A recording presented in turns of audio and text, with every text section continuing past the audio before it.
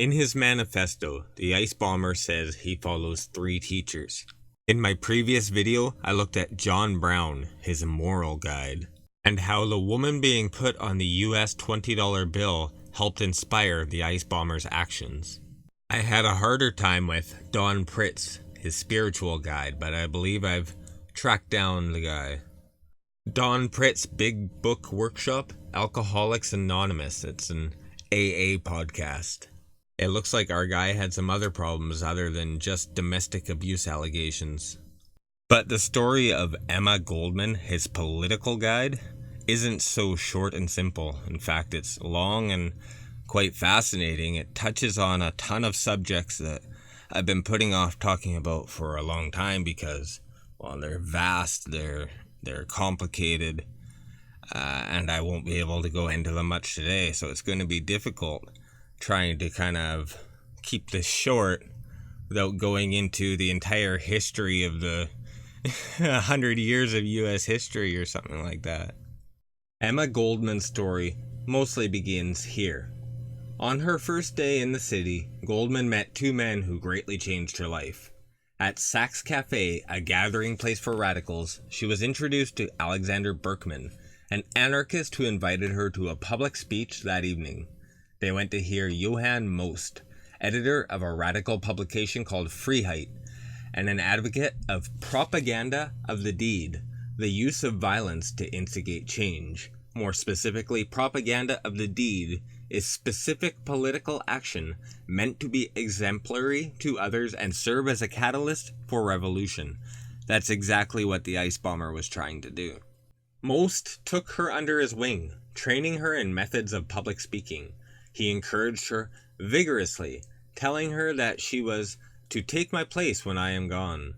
Quickly, however, she found herself arguing with Most over her independence. After a momentous speech in Cleveland, she felt as though she had become a parrot repeating Most's views, and resolved to express herself on the stage.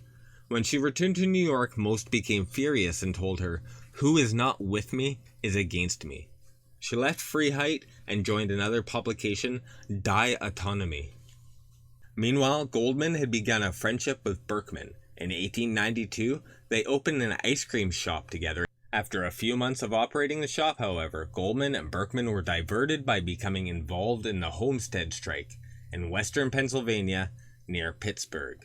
What were you doing? What were some of your activities within the movement? Well, what shall I say? I started off as a kid, young fella. Got a strike broke out, and I lead a strike. I led the strike, ticket strike, I lost my job. Little fall strike, couldn't get a job because the association had me blacklisted. Tried to get a job, couldn't get that job. I got active then in the Amalgamated Union. Then, during the 1915 strike, I was arrested 39 times.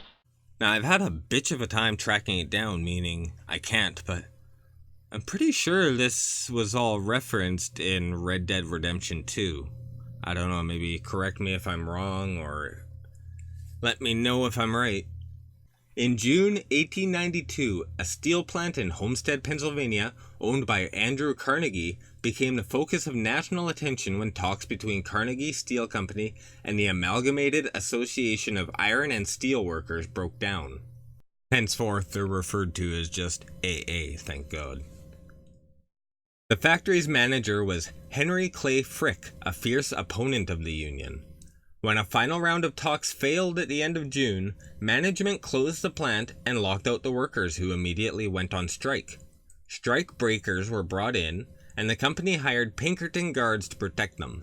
On July 6th, a fight broke out between 300 Pinkerton guards and a crowd of armed union workers.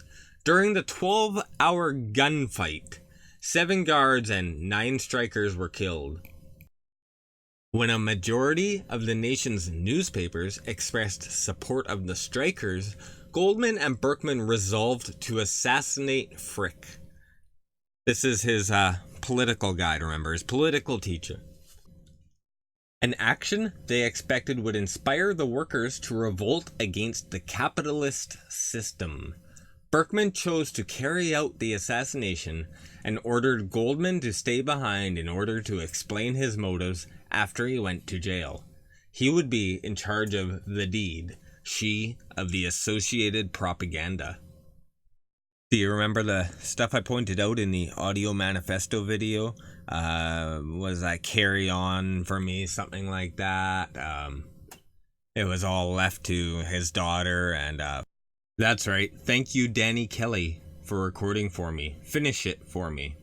Maybe Danny Kelly is supposed to carry forth the propaganda. I know Bandcamp's doing it for him. How long we gonna let them take anything they want?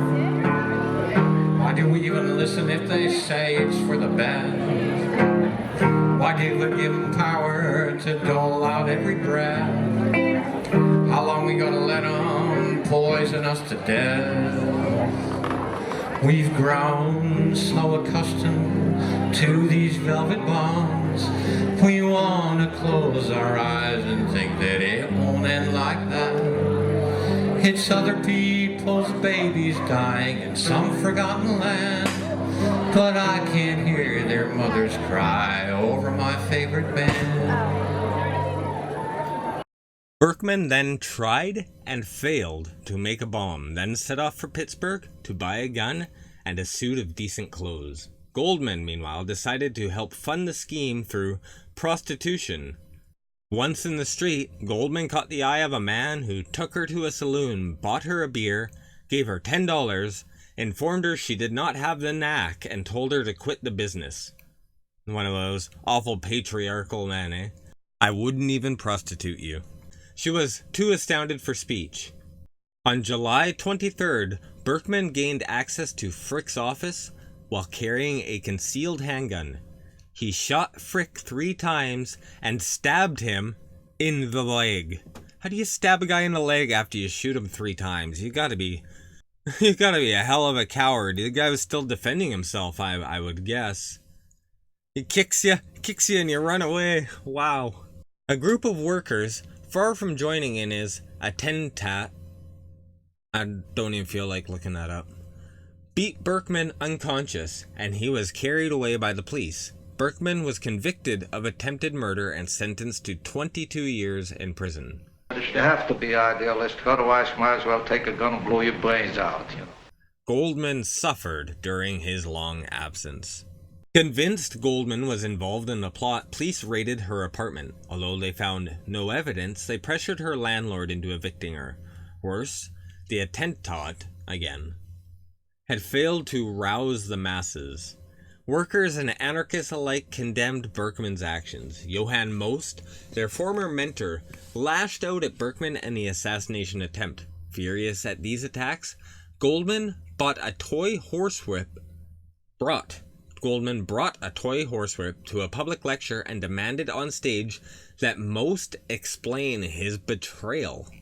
He dismissed her, whereupon she struck him with the whip, broke it upon her knee, and hurled the pieces at him. She later regretted the assault, confiding to a friend, "At the age of 23, one does not reason." But that doesn't mean that they shouldn't vote or overthrow the government, you know, that sort of thing. Well, most of the people who founded the Freie Arbeiterstimme were active in the Freie Arbeiterstimme and supported it continuously until the very end, were people of the needle trades. The same people who were also active in organizing the International Ladies Garment Workers Union, the Amalgamated Clothing Workers Union, the Millinery Workers, the Pocketbook Workers, the Fourier Workers. They were all people that worked with the needle. When the Panic of 1893 struck the following year, the United States suffered one of its worst economic crises. By the year's end, the unemployment rate was higher than 20%, and hunger demonstrations sometimes gave way to riots. Goldman began speaking to crowds of frustrated men and women in New York City. On August 21st, she spoke to a crowd of nearly 3,000 people in Union Square, where she encouraged unemployed workers to take immediate action. Her exact words are unclear. Undercover agents insist she ordered the crowd to take everything by force. But Goldman later recounted the message as, Well then, demonstrate before the palaces of the rich. Demand work. If they do not give you work, demand bread. If they deny you both, take bread. A week later, Goldman was arrested in Philadelphia and returned to New York City for trial, charged with inciting to riot. He was sentenced to 1 year in the Blackwell's Island Penitentiary. When Goldman was released after 10 months, a raucous crowd of nearly 3,000 people greeted her at the Thalia Theater in New York City. She soon became swamped with requests for interviews and lectures.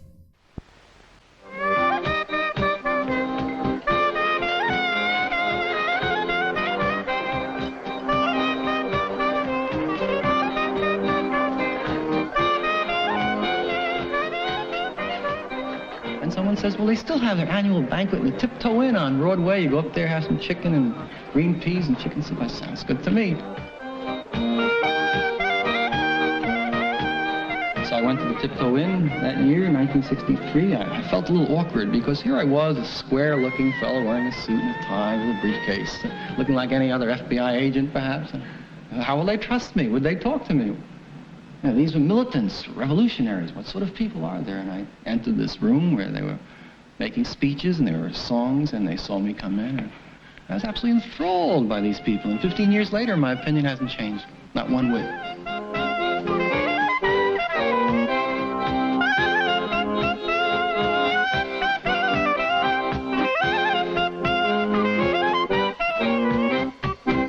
In November 1899, she returned to Europe to speak, where she met the Czech anarchist Hippolyte Havel in London. They went together to France and helped organize the 1900 International Anarchist Congress on the outskirts of Paris. Afterwards, Havel immigrated to the US, traveling with her to Chicago. On September 6, 1901, Leon Czolgosz, an unemployed factory worker and registered Republican with a history of mental illness, shot U.S. President William McKinley twice during a public speaking event in Buffalo, New York. McKinley was hit in the breastbone and stomach and died 8 days later. Czolgosz was arrested and interrogated around the clock. During the interrogation, he claimed to be an anarchist and said he had been inspired to act after attending a speech by Goldman. The authorities used this as a pretext to charge Goldman with planning McKinley's assassination. Earlier, Czolgosz had tried but failed to become friends with Goldman and her companions. During a talk in Cleveland, Czolgosz had approached Goldman and asked her advice on which book he should read. They assumed he was an infiltrator, like a number of police agents sent to spy on radical groups. They remained distant from him, and Abe Isaacs sent a notice to associates warning of another spy. Czolgosz, as Wikipedia says, despite considerable evidence of mental illness, was convicted of murder and executed. He killed a president. I don't care how fucking crazy or mentally ill he is. I mean, come on. You're just gonna define anarchists as mentally ill. No wonder they don't think it's fair when you lock them up. We're all crazy. What are you doing locking us up? In 1906, Goldman decided to start a publication called Mother Earth, staffed by a cadre of radical activists, including Hippolyte Havel. Goldman wrote frequently about anarchism, politics, labor issues, atheism, sexuality, and feminism, and was the first editor of the magazine, back when women were chattel and weren't allowed to have property rights and whatever else bullshit we hear. Berkman, meanwhile, had been released from prison. Upon learning that Goldman had been arrested with a group of activists meeting to reflect on Czolgosz, the man who'd shot the president, he campaigned for their freedom, but got bored of that when he met a 15-year-old anarchist and left Goldman. Later that year, she served as a delegate from the U.S. to the International Anarchist Congress of Amsterdam. Can you believe there's such a thing? A fucking anarchist congress. That makes a lot of sense, doesn't it? You know, when two Jews get together, there's always a third question, three questions. And the same with the anarchists. Law and order among ourselves could be better organized. Hey, I know we're all anarchists here, but we need some fucking rules. And she was good buddies with Margaret Sanger, if you can believe it.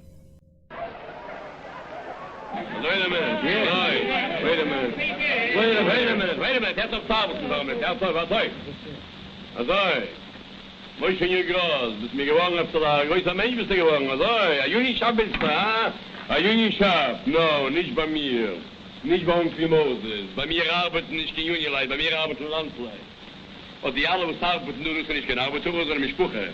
Ah, ja, Mischpuche. Wer hat der was in Amerika wäre? Onkel Moses! Ja. Zweimal kommt ihr mit Trouble, zweimal kommt ihr... Zweimal kommt ihr mit Trouble, zweimal kommt ihr... Der Onkel macht Kassel in der Fechtermacht. Bezahlt für Appendicitis Operations, was du? Noch Appendicitis, das war Lingen und Sending, was soll doch nicht? In der Rimenarbeit mit 40 Schwarzug, hat 1370 Mal eins am Hoch, bei Onkel Moses. Aschil wird er geholfen. Aschil! In Zeiren Weiß wird er nur gehen. Am Mulle wird er machen, ihr Klappen, was Skinne. Und dorten, wo wird die Tanzen der Katzene? In dorten wird vergessen Wein gemischt mit Eierblät. Nehmen wir das. Sam, gib noch eine Sache, was er war mit der Kind. Das ist euer Geld und das ist euer Job. Ich will auf euer Katzene nicht tanzen, Onkel Moses. Ich will nicht tanzen. Ihr werdet noch helfen mir, Onkel Moses. Ihr werdet noch helfen mir. Alle werdet noch helfen.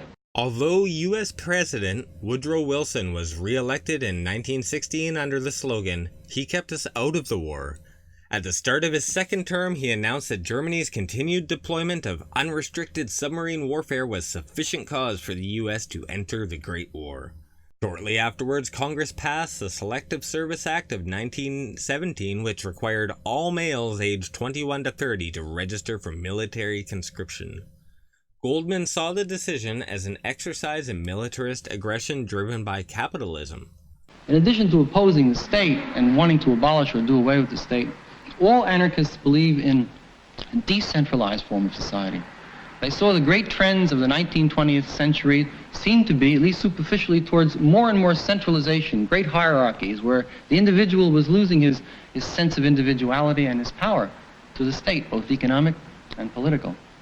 So the anarchists were individualists, they were federalists in advocating a loose-knit, decentralized society. They were anti-statists, they were anti-militarists, passionately against warfare. For her efforts to help people resist the draft, she was sent to prison for 14 months, where she became friends with somebody who tried to bomb a train.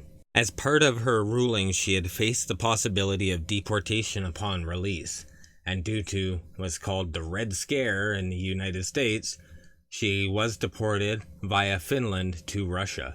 She had written in Mother Earth that despite its dependence on the communist government, the Bolshevik Revolution represented the most fundamental, far-reaching, and embracing principles of human freedom and economic well-being. By the time she neared Europe, however, she expressed fears about what was to come. She worried about the ongoing Russian Civil War and the possibility of being seized by anti-Bolshevik forces. However, days after returning to Petrograd, she was shocked to hear a party official refer to free speech as bourgeois superstition. As she and Berkman traveled around the country, they found repression, mismanagement, and corruption. Instead of the equality and worker empowerment they had dreamt of, those who questioned the government were demonized as counter-revolutionaries, and workers labored under severe conditions. They met with Vladimir Lenin, who assured them that the government's suppression of press liberties was justified. He told them there can be no free speech in a revolutionary period. Berkman was more willing to forgive the government's actions in the name of historical necessity, but he eventually joined Goldman in opposing the state's authority.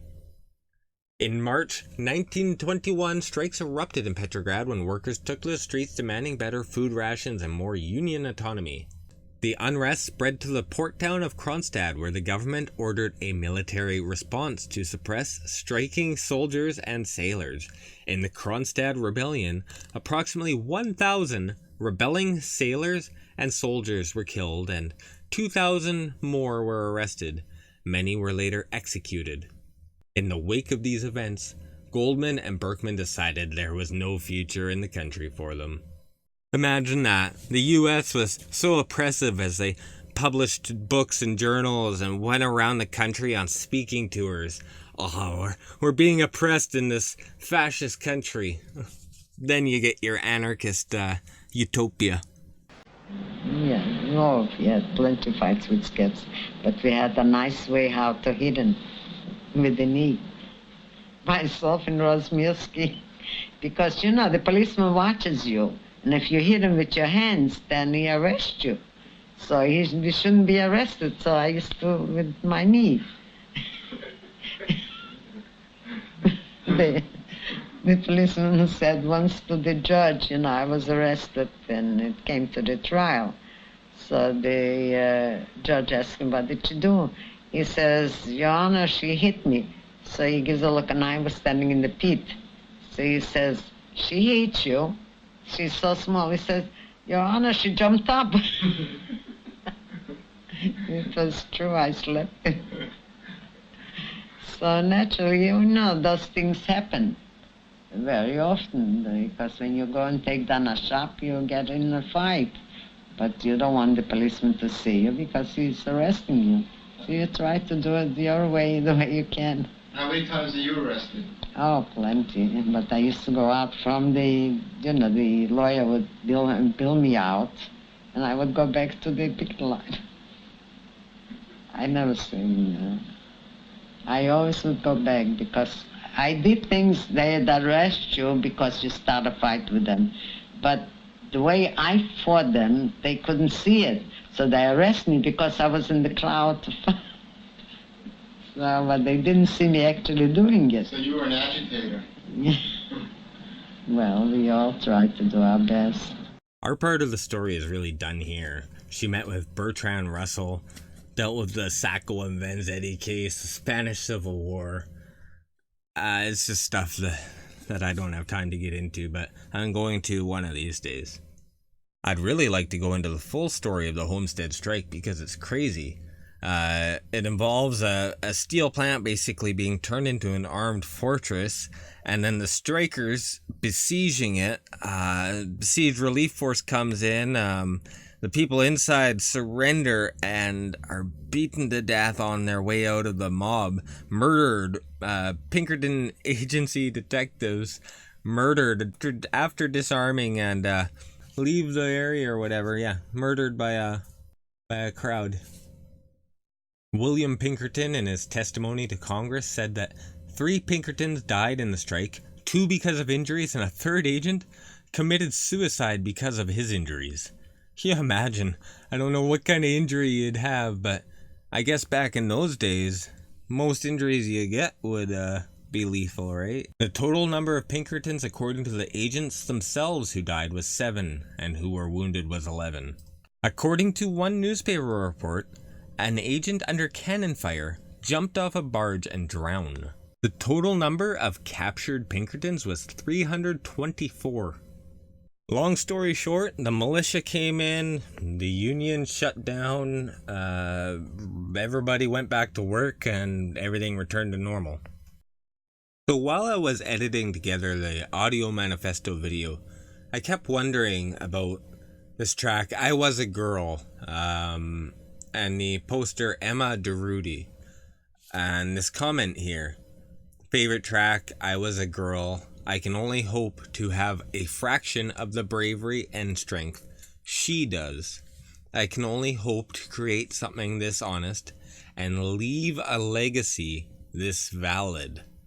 And I just kind of figured it was the person who produced the album. I didn't look much into it. Well, it looks like Heavy R. Heavy R? I think that's a porn site, isn't it? But just as I started to put the pieces together by going, Emma, that's interesting, I found out Heavy was way ahead of me. Emma DeRudy is most likely his transgender identity, and a combination of Emma Goldman and Buenaventura DeRudy, the Spanish anarchist. But I gotta say, it's some good reporting on their part, very good fact collection.